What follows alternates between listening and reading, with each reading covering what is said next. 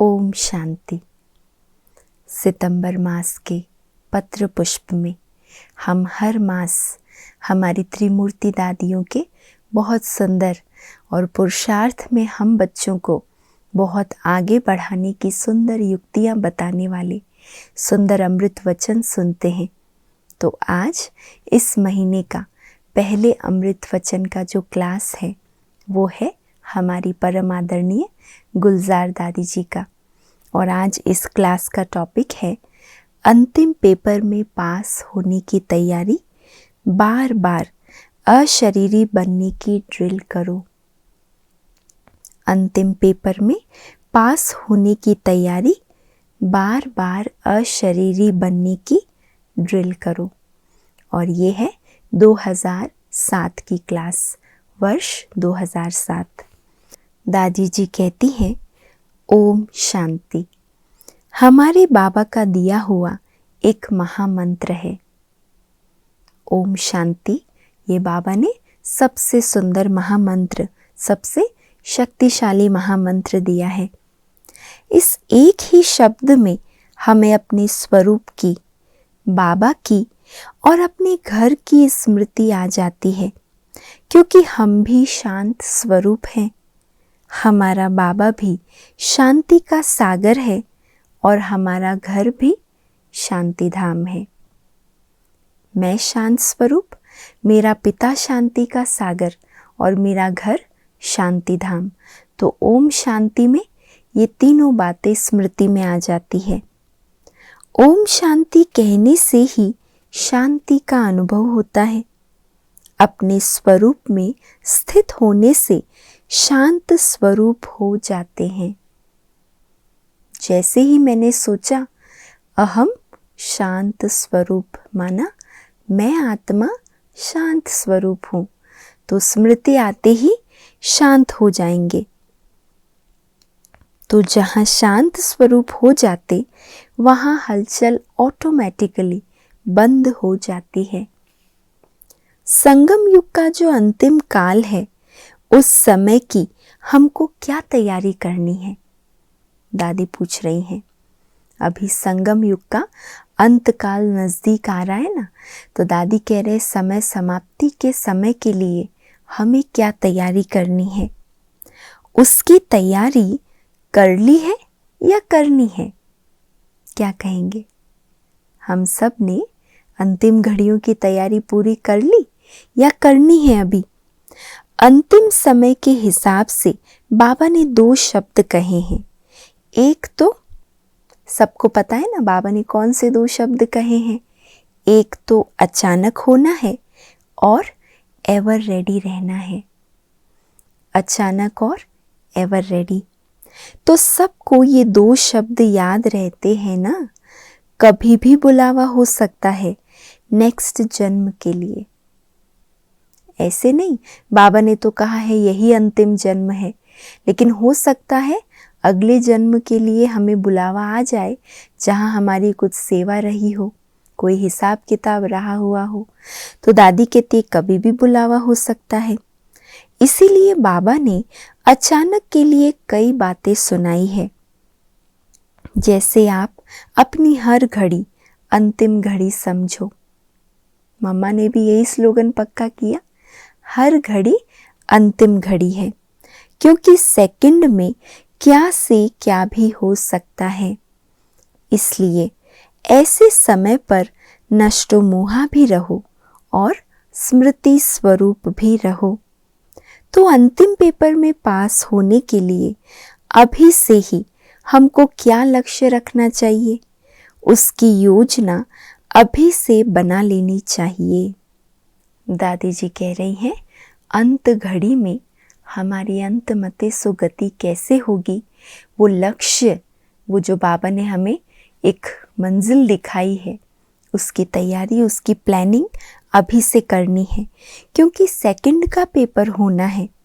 Second में क्या से क्या भी हो सकता है। इसीलिए बाबा कहते हैं अभी से अशरीरी भव का अभ्यास करना, क्योंकि अंत हमारी श्रेष्ठ हो, उसके लिए अशरीरी भव का अभ्यास बहुत ज़रूरी है। मूल बात अशरीरी भव, आत्माभिमानी अवस्था, ये अभ्यास बहुत ज़रूरी है। ये मन चारों ओर के दृश्य देखकर विचलित होगा, लेकिन इस मन को कंट्रोल करना, मन की रूलिंग पावर हमारे हाथ में हो तो रूल करना, कंट्रोल करना, ये अभ्यास हो तब 1 सेकंड में अशरीरी हो सकेंगे। कोई भी आकर्षण हमें खींचे नहीं, तभी हम पास विद ऑनर होंगे। तो सेकंड में अशरीरी बनने का अभ्यास हमको अभी से करना पड़ेगा। इस भरोसे में नहीं रहना है अंत घड़ी तक हो ही जाएंगे, लेकिन जो संस्कार लंबे काल से हैं, चाहे वो मेरे मन के हों, बुद्धि के हो, वही संस्कार मेरे अंत घड़ी भी रहेंगे। इसीलिए अपने लक्ष्य के समान अपने लक्षण, अपने संस्कारों को मुझे तैयार करना है, तब अंत में पास होंगे। हम जिस बात को नहीं चाहते हैं वो होता तो है, ये सबके जीवन का अनुभव है। हम समझते हैं ये नहीं हो। कम से कम वेस्ट थॉट्स जो चलते हैं उसके लिए भी सभी अभ्यास करते हैं कि व्यर्थ विचार नहीं आने चाहिए, लेकिन अनुभव क्या है सबका, फिर भी आ ही जाते हैं। भिन्न भिन्न रूप से माया आ जाती है, जो चाहते नहीं हैं लेकिन आ जाती है। तो ना चाहते भी क्यों आती है? कारण है बहुत काल से बॉडी कॉन्शियसनेस में रहने का अभ्यास जो नेचुरल है वो विघ्न डालता है। होना चाहिए सोल कॉन्शियसनेस का अभ्यास नेचुरल रूप में, लेकिन आत्मा के जन्म जन्मांतर से जो बॉडी कॉन्शियसनेस के संस्कार हैं वो इतने नेचुरल हो गए हैं जो बार बार विघ्न रूप बनते हैं। तो यह अशरीरी बनने का अभ्यास अगर हम बहुत काल से नहीं करेंगे तो बहुत काल की मदद हमको नहीं मिलेगी। देखो कितना कनेक्शन है। दादी कह रही है अगर अभ्यास नहीं होगा बहुत काल का तो बाबा की बहुत काल की मदद का अनुभव भी नहीं कर सकेंगे। तो बाबा कहते हैं मन के मालिक बनके बार बार शरीर के भान से परे अशरीरी रहने का अभ्यास बहुत काल का आवश्यक है। इसीलिए बाबा ने ये 5 स्वरूपों का अभ्यास बीच बीच में बार बार करने का होमवर्क दिया है। बार बार नहीं तो कम से कम 8 बार तो ड्रिल करने का होमवर्क दिया है, क्योंकि बार बार करने से ड्रिल का लिंक जुटा रहता है। अगर एक ही बार आपने 4-5 बार करके अपना काम पूरा कर दिया, अब जो किया वो तो अच्छा है, रिजल्ट तो उस समय अच्छी रहेगी, लेकिन सारे दिन का आपका निरंतर लिंक रहे वो नहीं रहेगा। मान लो बाबा ने हमें होमवर्क दिया हुआ है कि दिन में 8 बार 5 स्वरूप का अभ्यास आपको करना ही है, और मैंने बार बार ना करके आधा घंटा पौना घंटा योग में बैठकर वो अभ्यास कंप्लीट कर लिया।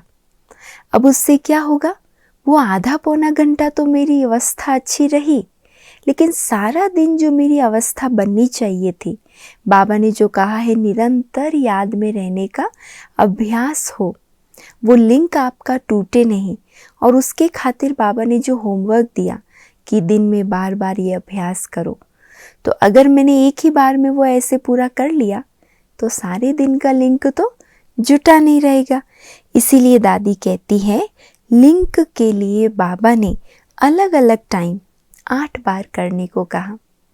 जैसे हम ट्रैफिक कंट्रोल भी करते हैं, सारा दिन में क्यों करते हैं, अलग अलग टाइम पर, ताकि अगर हम भूले हुए हैं फिर से हमारा लिंक जुट जाए।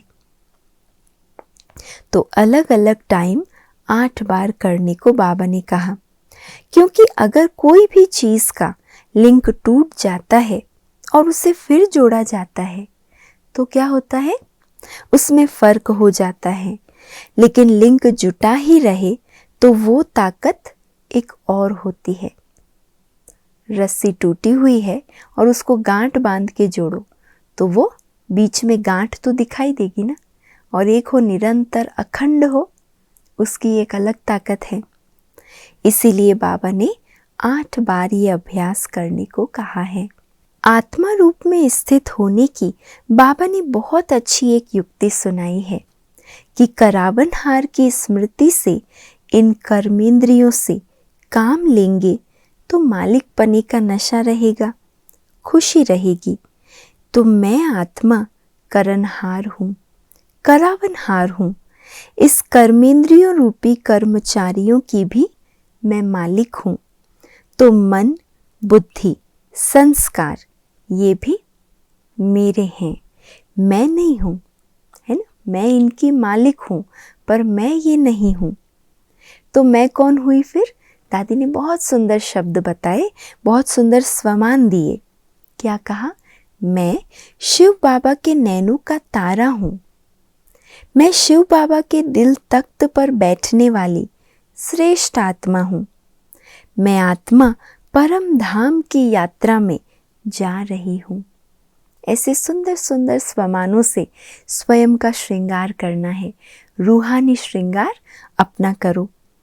इस प्रकार से जो भी स्वमान बाबा देते हैं, उस स्वमान के स्वरूप अनुसार हमारी स्मृति बनी रहे तो वो शक्तिशाली स्थिति का अनुभव कराएगी। तो मैं आत्मा हूँ, लेकिन कौन सी आत्मा हूँ? ये स्मृति सारे दिन में बीच बीच में ला करके स्मृति स्वरूप बनने की कोशिश करते रहना चाहिए। भले हम जानते हैं कि मैं आत्मा हूँ, लेकिन फिर भी स्वमान से जाने और आत्मा स्वरूप में अनुभव करें तो वो नशा और खुशी बहुत ही सुखदायी, न्यारा और प्यारा अनुभव कराएगी।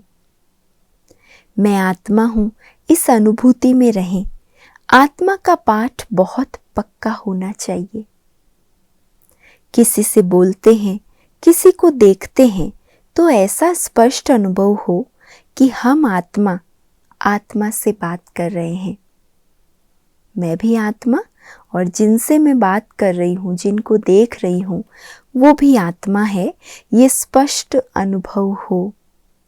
मस्तक में देखते आत्मा की स्मृति से बात करो। एक दो को मिलो तो हमारी ये प्रैक्टिस चाहिए। किससे भी बात करें, किसे भी देखें तो स्वरूप की स्मृति अपनी भूले नहीं। अपने असली स्वरूप की नॉलेज है, लेकिन उसकी अनुभूति में कम रहते हैं। ज्ञान तो बहुत कुछ है, नॉलेज है, लेकिन दादी कहती है वो नॉलेज हमारे अनुभव में, स्वरूप में आए, वो अभी तक कम है। इसलिए बार बार वही फिर ना चाहते भी फिर बॉडी कॉन्शियसनेस की पुरानी स्मृति इमर्ज होती रहती है। तो अभी जो भी कहते हैं मैं आत्मा अशरीरी हूँ, तो ये कहने से ही अशरीरीपन का अनुभव होना चाहिए। जैसे ही मैंने कहा मैं अशरीरी आत्मा हूँ, बस कहना और होना साथ साथ हो जाए, वो अनुभव साथ साथ हो। जैसे ही मैं कहूँ मैं शांत स्वरूप आत्मा हूँ, वैसे ही वो शांति के प्रकंपन चारों तरफ फैलने लग जाएं। तो ये अनुभव अभी चाहिए। दादी कहती हैं मैं आत्मा हूँ, इस स्वरूप का अनुभव होना चाहिए। आत्मा समझने से परमात्मा की याद तो स्वतः ही आएगी, क्योंकि आत्मा का कोई से कनेक्शन नहीं है सिवाय परमात्मा के सिवाय।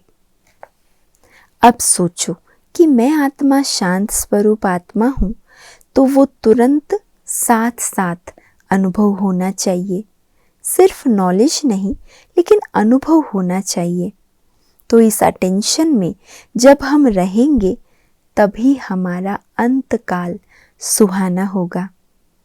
बहुत करके भक्ति जो करते हैं वो भी यही कोशिश करते हैं कि मेरा अंत बहुत श्रेष्ठ अच्छा हो जाए। जो सच्चे और पक्के भक्त होते हैं ना, उनके अंदर ये आश रहती है कि अंत घड़ी हमारी बहुत अच्छी बीते, श्रेष्ठ बीते। तो हमारा भी अंतिम काल ऐसा श्रेष्ठ हो, उसके लिए ये प्रैक्टिस चाहिए। भले काम में बिजी हो, लेकिन बीच बीच में और ही प्रैक्टिस ये करो कि जिस समय बहुत बिजी हो उसी समय ट्रायल करो, क्या मैं 1 सेकंड में अशरीरी बन सकता हूँ? अभी बुद्धि बहुत बिजी है और उसी घड़ी अपने आप को ये ट्रायल करके देखो, इसी घड़ी में 1 सेकंड में अशरीरी बन सकता हूँ।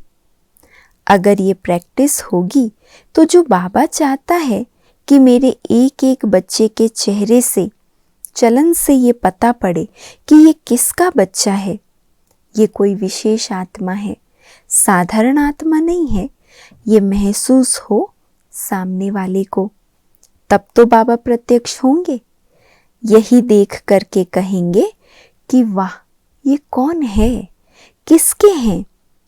हमारी चाल चलन, चेहरा, हमारे वाइब्रेशन देखकर दूसरों के मुख से क्या निकले कि ये कौन और किसके बच्चे हैं, वाह वाह निकले। तो हमको अभ्यास ऐसा करना चाहिए कि मैं सारे दिन में आत्माभिमानी प्रैक्टिकल में कितना टाइम रह सकता हूँ। ठीक है, दादी सारी बातें समझाकर पूछ रही हैं, ठीक है, ये चेक करो और अपने में चेंज लाओ। तो ये थी आत्माभिमानी बनने की युक्तियाँ, और अंतिम समय के पेपर में पास होने की क्या क्या तैयारी करनी है वो भी दादी ने हमें बहुत अच्छी तरह स्पष्ट किया। अच्छा, ओम शांति।